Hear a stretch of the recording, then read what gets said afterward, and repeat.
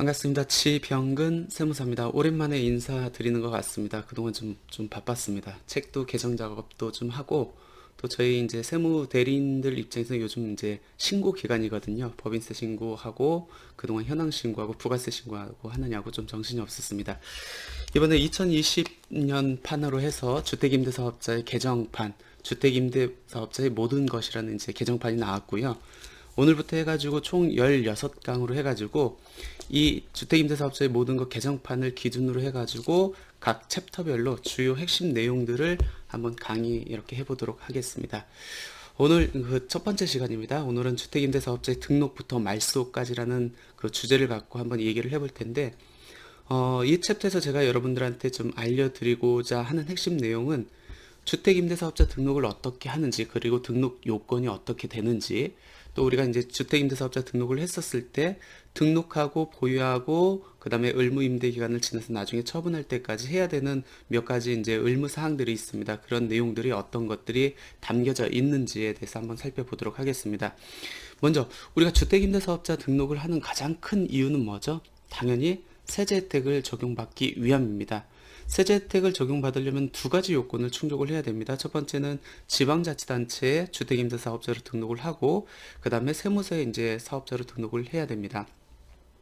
근데 지방자치단체 주택임대사업자로 등록하는 거는 요건 강제 규정입니까? 아니면은 선택 규정입니까? 요거는 선택 규정이죠. 근데 그럼에도 불구하고 내가 안 할 수 있죠. 안 할 수 있음에도 불구하고 지방자치단체에 등록을 하는 이유는 다양한 세제 혜택을 적용받기 위해서는 전제 조건이 필요하기 때문에 지방자치단체 주택임대사업자로 등록을 하는 거고요.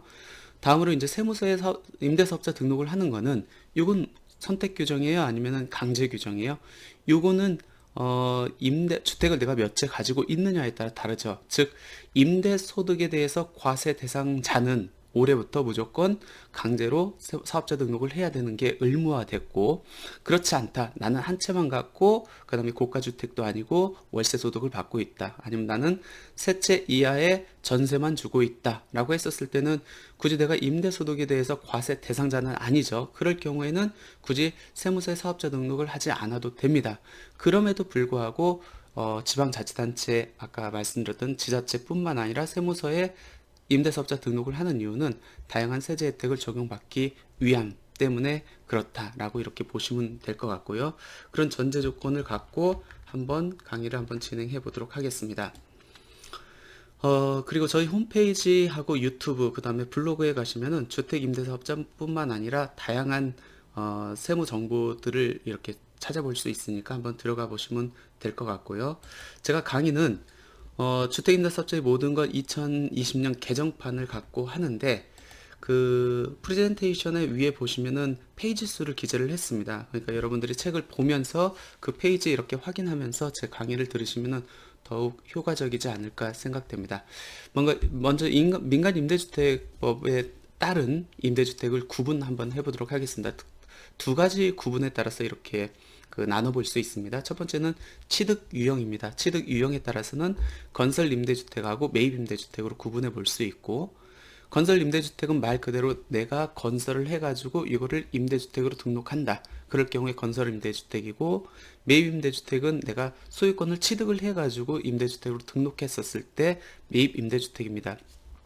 근데 실무적으로 좀 조심해야 될 건 뭐냐면, 내가 건물을 신축을 했습니다. 신축을 해가지고 임대사업자 등록을 했다고 해가지고 무조건 건설 임대주택이 되는 건 아니고, 건설 임대주택이 되기 위해서는 내가 신축했다 할지라도 소유권 보존 등기 이전에 임대사업자로 등록을 해야만 건설 임대주택이 되고, 소유권 보존 등기 이후에 임대사업자 등록을 한 경우에는 건설 임대주택이 아닌 매입 임대주택이 된다는 거 그거 잊지 마시기 바라고요. 그럼 실익이 뭐가 있을까요? 내가 건물을 신축을 했습니다. 건설 임대주택으로 등록하는 게 나을까요? 아니면 매입 임대주택으로 등록하는 게 나을까요? 당연히 조정 대상 지역 내에 있다고 하면은 건설 임대주택으로 등록하는 게 낫습니다. 이유는 뭐냐면 2018년 9월 13일 부동산 대책에 따라서 지금 조정 대상 지역 내에 있는 주택을 취득을 해가지고 8년 장기 임대주택으로 등록한다 할지라도 지금 두 가지를 적용 못 받죠. 첫 번째가 종합부동산세 합산 배제하고 두 번째가 다주택자 양도소득세 중과 배제입니다. 근데 그때 막아놓은 게 매입 임대주택만 막아놨고 건설 임대주택은 막아놓지 않았습니다. 임대주택을 건설해가지고 활성화시키기 위한 목적으로. 따라서 내가 조정대상 지역 내 지금 건물을 신축한다. 특히 수도권 내에서 다가구 그 다음에 다세대 건물을 신축했을 때는 건설 임대주택으로 등록을 해야만 아까 종부세 합산 배제라든지 다주택자 양도세 중과 배제를 적용받을 수 있기 때문에 그 건설 임대주택으로 적용받기 위해서는 내가 건물 소유권 보존 등기 이전에 임대사업자로 등록을 해야 된다. 예, 그거 잊지 마시고요. 그 다음에 건설 임대주택도 그렇고 매입 임대주택도 그렇고 의무 임대 기간에 따라서 단기 임대주택하고 장기 임대주택으로 구분해 볼 수 있습니다. 단기 임대주택은 의무 임대 기간이 4년 이상이고요. 그 다음에 장기 임대주택은 의무 임대 기간이 8년 이상인 주택을 의미를 합니다. 다음으로 잠깐만요. 민간임대주택에 이제 구분을 해봤고, 그러면 주택임대사업자 등록 요건 한번 보도록 하겠습니다. 페이지 16페이지입니다. 지금 지방자치단체 민간임대주택법으로 등록하기 위해서는 임대 호수 한 채 이상이면 무조건 가능합니다. 그리고 전용 면적도 제한이 없습니다. 국민주택 규모 이하든지 국민주택 규모를 초과하든지 상관없고요. 단기 임대주택을 내가 선택을 한다 그러면 4년의 의무 임대기간을 준수를 해야 되고 장기 임대주택은 8년의 의무 임대기간을 준수를 해야 됩니다. 그리고 반드시 잊지 말으셔야 할 것 중에 하나가 뭐냐면 이 임대료 증액 제한입니다. 내가 임대사업자로 등록을 했으면 반드시 5% 증액 제한을 준수를 해야 된다는 거고, 우리가 주택을 갖고 임대사업자 등록을 하기 때문에 원칙적으로 오피스텔은 주택법상 준주택에 해당되거든요. 그러니까 주택이 아니에요.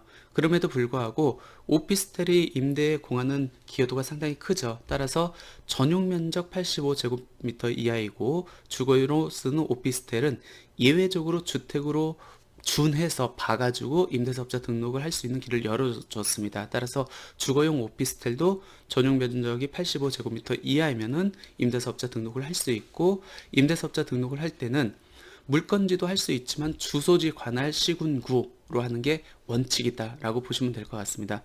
이 임대주권에서 많이들 의문을 갖는 게 전용 면적이 국민주택 규모 이하여야만 등록할 수 있지 않습니까? 라고 질문을 많이 하시는데, 요거는 주택임대사업자 등록 조건입니다. 등록 조건이기 때문에 국민주택 규모를 초과하더라도 등록할 수 있고, 단지 세제 혜택을 적용받는 데 있어서 전용 면적이 85제곱미터 이하인 그 주택에 대해서 세제 혜택을 많이 받기 때문에, 그래서 전용 면적이 85제곱미터 이하만 주택임대사업자로 등록할 수 있다라고 많이도 알고 계신데, 임대사업자 등록하는 데 있어서는 전혀 전용 면적에 대한 제한이 없다라고 보시면 될 것 같습니다.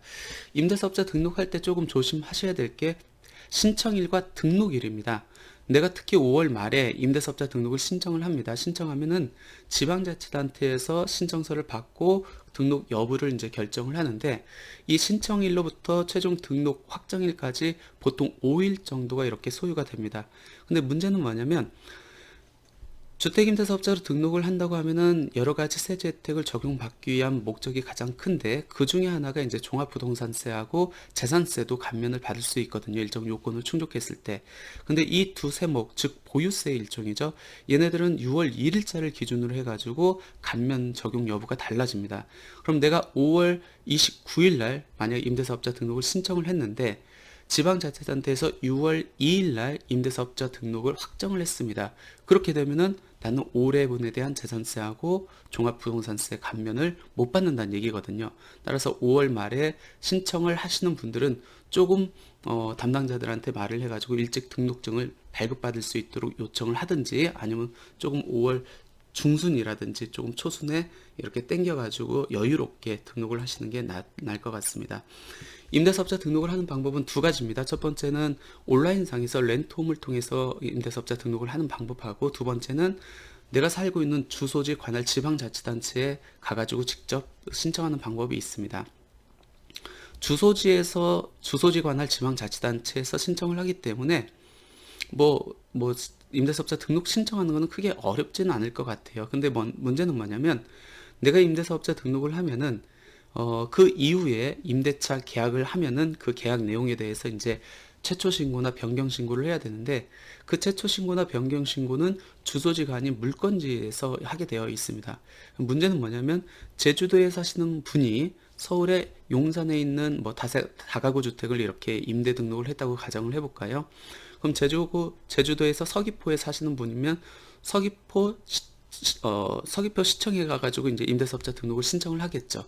근데 그 이후에 임대차 계약이 체결이 됐다라고 하면은 임대차 최초 신고라든지 변경 신고를 할 때 용산, 서울로 와가지고 또 그 변경 신고나 최초 신고를 해야 됩니다.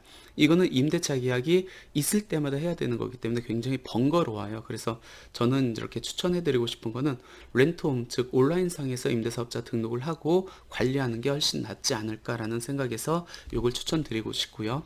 렌트홈을 통해 가지고 우리가 할 수 있는 거는 임대사업자 등록, 그 다음에 보유하는 와중에 해야 되는 계약신고, 변경신고, 그 다음에 내가 임대주택을 양도했을 때 하는 양도신고와 임대사업자 등록증을 말소하고 싶을 때 하는 말소신고, 모든 업무를 이 렌트홈을 통해서 할 수 있다라고 보시면 될 것 같고, 임대사업자 등록을 하면은 등록면허세를 내야 되거든요. 페이지 31페이지입니다. 이 등록면허세가 두 가지 종류가 있습니다. 첫 번째는 신고분 등록면허세하고 두 번째는 정기분 등록면허세입니다. 신고분 등록면허세는 내가 맨 처음에 임대사업자 등록을 할 때 내는 등록면허세를 말하고, 그 다음에 임대사업자 등록을 하면은 매년 1월 1일자로 해가지고 정기분 등록면허세를 납부를 하도록 되어 있습니다. 예를 들어서 내가 12월 31일자로 해가지고 임대사업자 등록을 신청을 했습니다. 그러면 12월 31일자로 임대사업자 등록증을 받을 때 신고분 등록면허세를 한번 냈겠죠.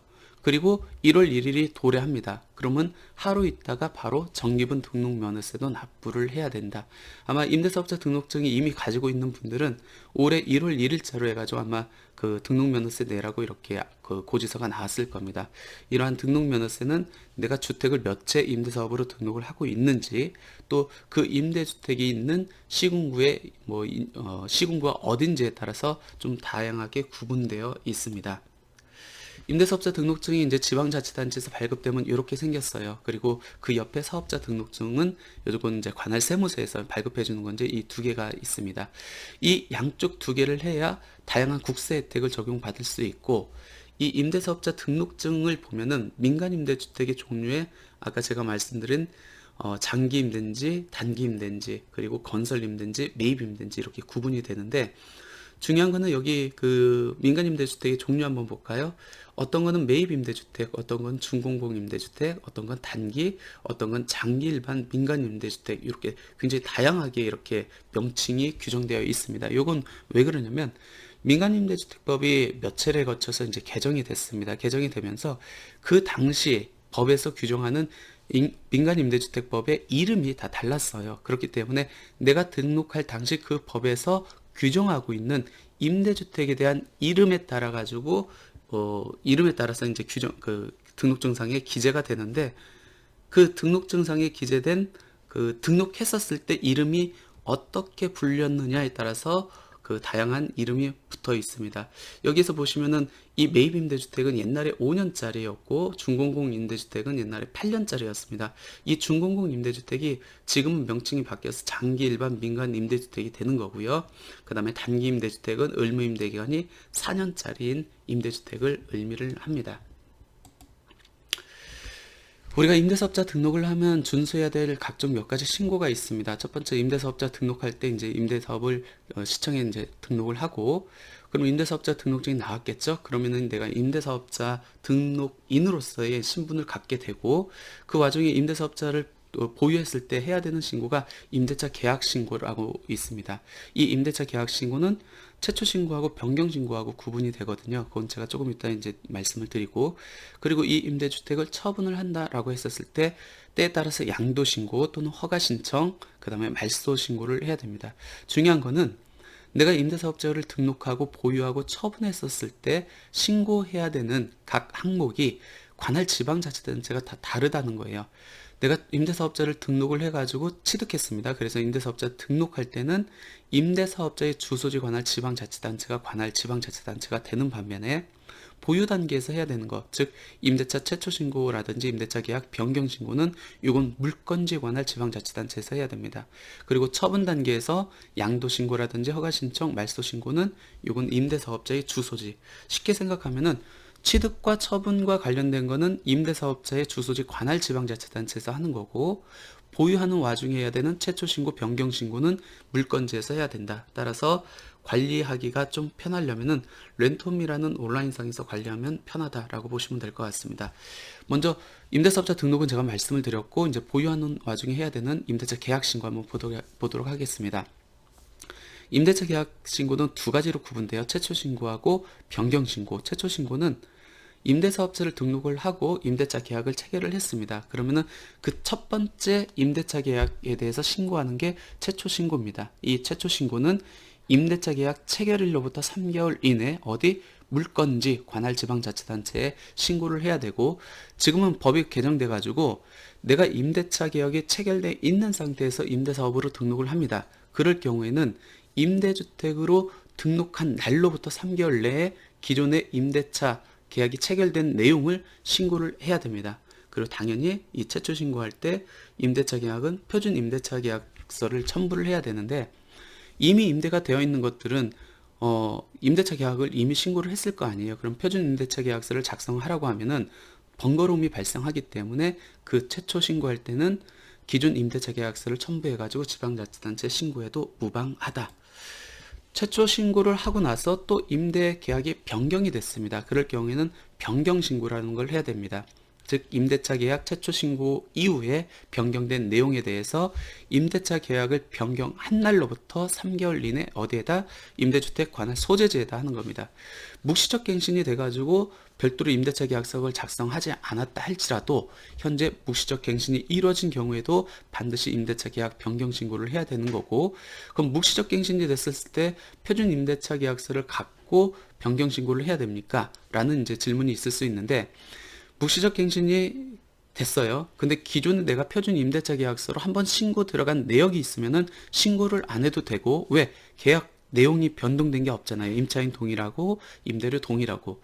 근데 한 번도 표준 임대차 계약서가 들어간 게 없습니다. 그럴 경우에는 표준 임대차 계약서를 별도로 작성을 해가지고 임대차 계약 변경 신고를 해야 된다라고 보시면 될 것 같고, 교재 46페이지에 보시면은 표준 임대차 계약서에 대한 내용이 있습니다. 이 표준 임대차 계약서는 최초 신고라든지 변경 신고할 때 반드시 첨부를 해야 되고, 공인중개사님들이 작성해진 일반적인 임대차 계약서는 갖고 변경 신고나 최초 신고를 할 수 없다. 그러니까 처음부터 공인중개사를 통해 가지고 계약서를 작성할 때 중개사님들한테 표준 임대차 계약서로 그 계약서를 작성해 주세요라고 말씀을 드리는 게 편할 것 같고, 이 표준 임대차 계약서는 우리 렌트홈 가시면은 알림마당 민홈 법정 서식 메뉴에서 무료로 다운로드 이렇게 받을 수 있습니다.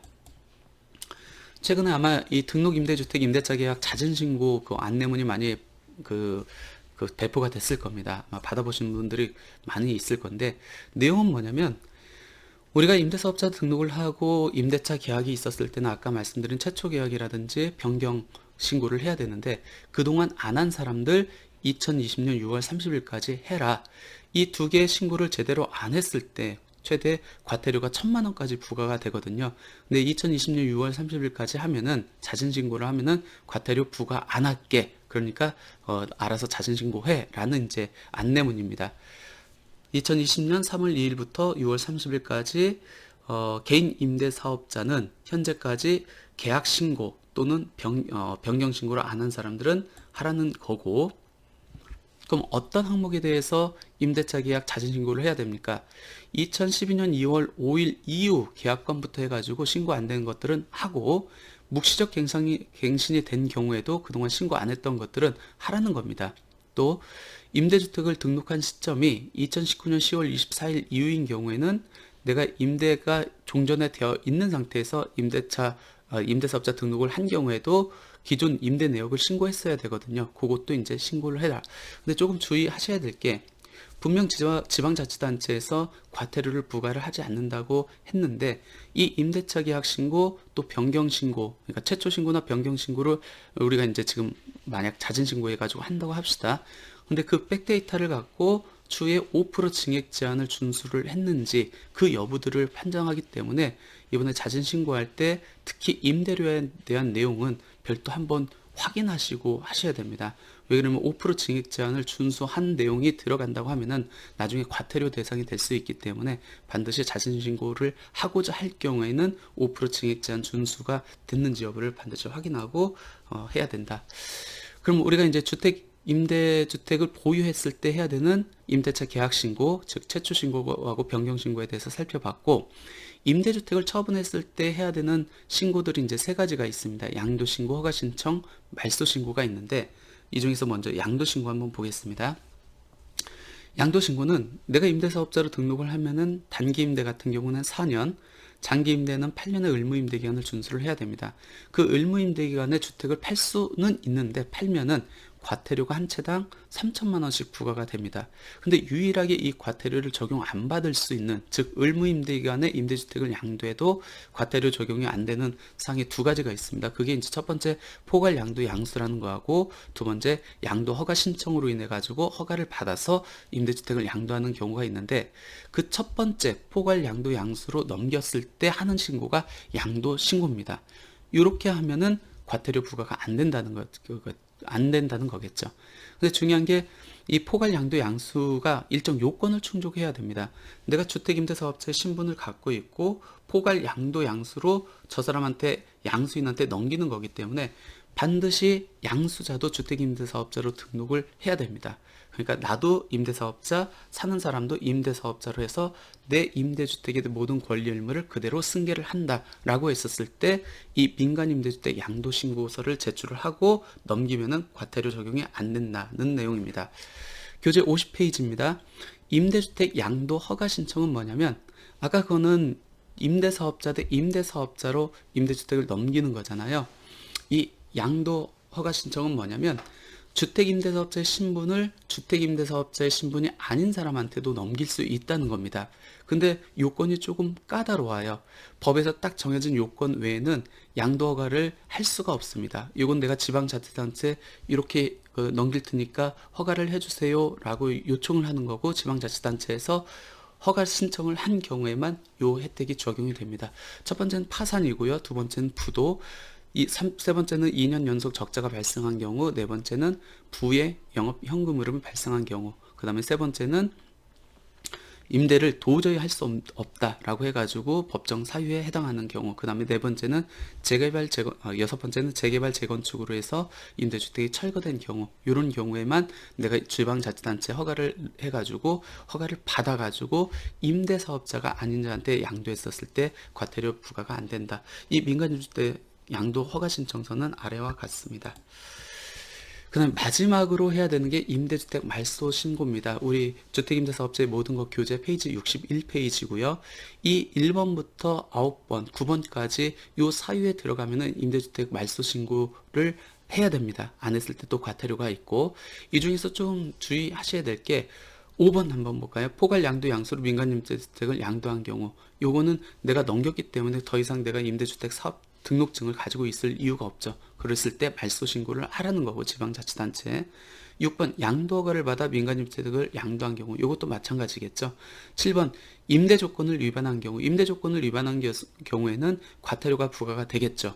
그러면 나는 이 임대사업자 등록증은 이제 박탈되게 됩니다. 그럴 경우에 양도 신고를 하라는 거고, 주의하셔야 될 게 내가 임대사업자 등록증을 했는데 나는 실익이 없을 것 같아. 이 임대사업자 등록을 말소하고 싶어 라고 해가지고 내가 임의적으로 지방자치단체 저 임대사업자 등록 말소 좀 해주세요 라고 했었을 때 말소를 지방자치단체에서 해주느냐? 그건 아니라는 거예요. 지방자치단체에서 임대사업자 등록 말소 신고를 하려면은 이 1번부터 9번까지의 요건에 해당이 돼야 됩니다. 해당되지 않는 상황에서는 말소 신고를 임의로 할 수 없다는 거고, 그 다음에 내가 임대사업자 등록을 했는데 마음이 바뀌었어요. 바뀌었는데 임대사업자 등록을 말소하고 싶다. 그러면 함부로 말소하면 과태료가 부과되는데 유일한 예외가 임대사업자 등록한 날로부터 1개월이 경과하기 전에 말소를 하면은 과태료는 적용 안 된다. 그러니까 임대사업자 등록을 조금 더 신중히 해야 된다라고 보시면 될 것 같습니다.